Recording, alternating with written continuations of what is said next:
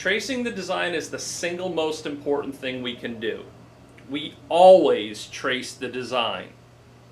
Tracing the design will ensure that this design is going to fit within the hoop size that we have selected.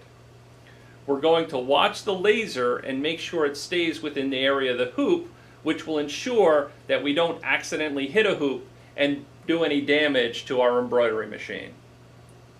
To get into the trace, we hit the ready function, and using the arrow keys, we go down to the function that we want to perform. There are two different kinds of trace that we can perform. We've got the exclude trace and the one simply labeled trace. The difference between these two, the exclude actually follows the shape of the design itself.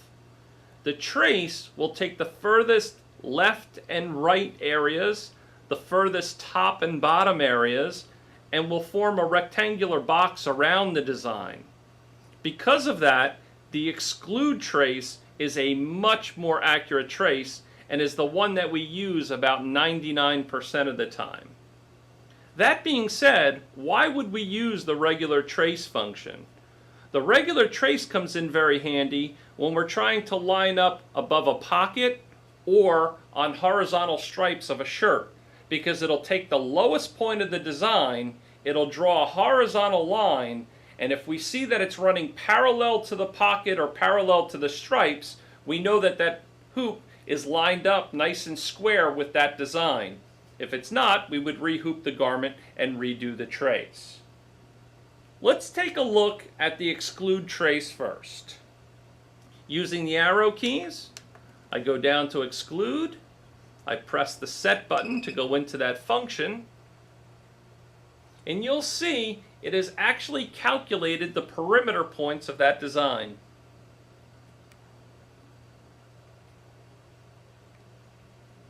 We now hit the frame button to start the frame moving and turn the laser on so that we can make sure that that laser stays within the area of the hoop.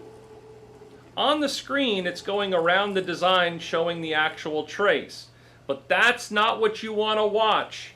You never want to watch the screen when you're doing the trace. You always want to look at the hoop. So let's look at that again. I hit frame and we watch the hoop area. Make sure that the laser and the number one needle stays within the area of that hoop. And that fit without any problem at all. Now we have on here, besides that frame button, the save function. Let me just explain quickly what that's for. We don't use it most of the time. What that would do is it would actually save the perimeter points of the trace. Whenever you hit that set button, it actually has to calculate all of those perimeter points. Now this design is just a little over 8,300 stitches, so that happens in a matter of seconds. If this were a 200,000 stitch jacket back design, that calculation may take 3, 4, 5 minutes. Well, we don't want to have to wait that time every single time we want to re-execute that trace. So by hitting the save button, it stores that trace perimeter in the memory of the machine. To get out of the trace, I would simply hit the escape button. It would bring me back to the main menu. Hit escape again, and it brings me out entirely. Now let's take a look at the regular trace. We hit ready to get into the menu, go down to trace, press the set button, and now press start to execute the trace. You'll see this happens faster, but it's not nearly as accurate. But it's great for lining up above pockets and horizontal stripes. Again, we don't want to watch the screen, we always want to watch the hoop.